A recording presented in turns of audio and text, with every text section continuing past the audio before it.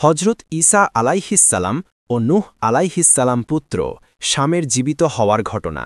জীবিত হওয়া ও মহাপ্লাবনের রহস্য, ঈসা আলাইহিসসালাম এবং শামের কথোপকথন।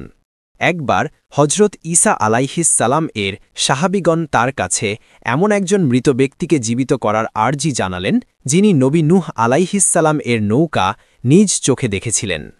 মূল ঘটনা: যখন বনি ইসরায়েল ঈসা আলাইহিসসালামকে নিজেদের দাবির সপক্ষে প্রমাণ দেখাতে বলল, তখন ঈসা আলাইহিসসালাম আল্লাহর নির্দেশে শামকে জীবিত করার জন্য দোয়া করেন।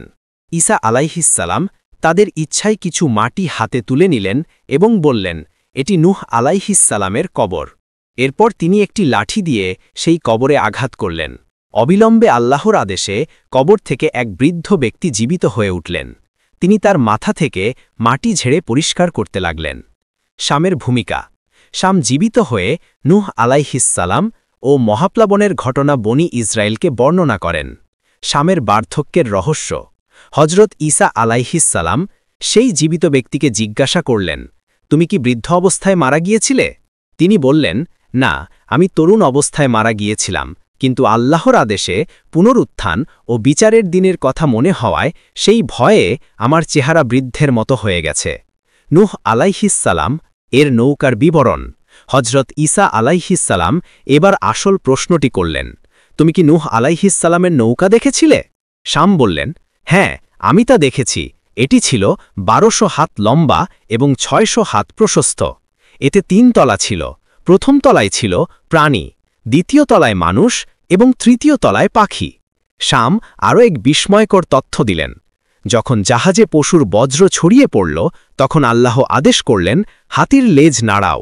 তারপর সেখান থেকে শূকর জন্ম নিল, যারা সেই বজ্র খেতে শুরু করল। এরপর জাহাজে ইঁদুর জন্ম নিল এবং জাহাজের ক্ষতি শুরু করল। তখন আল্লাহ আবার আদেশ দিলেন, সিংহের কপালে দাগ দাও। সেই দাগ থেকে পুরুষ এবং স্ত্রী বিড়াল বেরিয়ে আসলো এবং তারা ইঁদুরগুলোকে তাড়িয়ে দিল। পৃথিবী শুকানোর খবর: হজরত ঈসা আলাইহিসসালাম আবার জিজ্ঞাসা করলেন, নূহ আলাইহিসসালাম কিভাবে জানলেন যে পৃথিবী শুকিয়ে গেছে? শাম বললেন, নূহ আলাইহিসসালাম প্রথমে একটি কাক পাঠালেন। কাকটি মৃতদেহের উপর বসল এবং আর ফিরে এলো না। তারপর তিনি একটি ঘুঘু পাঠালেন। ঘুঘুটি তার ঠোঁটে একটি জলপাই পাতা এবং তার পায়ে শুকনো মাটি নিয়ে ফিরে আসলো। তখন নূহ আলাইহিসসালাম ঘুঘুটির জন্য শান্তি ও বরকতের দোয়া করলেন। পুনরায় প্রত্যাবর্তন: সব বিবরণ শোনার পর হজরত ঈসা আলাইহিসসালাম বললেন, আল্লাহর আদেশে তুমি আবার তোমার স্থানে ফিরে যাও। সাথে সাথে সেই বৃদ্ধ ব্যক্তি আবার মাটিতে মিশে গেলেন। শিক্ষা: আল্লাহর নবী ঈসা আলাইহিসসালামের এই অলৌকিক মুজিজার মাধ্যমে প্রমাণিত হয় যে আল্লাহ চাইলে মৃতকেও জীবিত করতে পারেন এবং তার জ্ঞান সকল সৃষ্টির ইতিহাসকে ধারণ করে।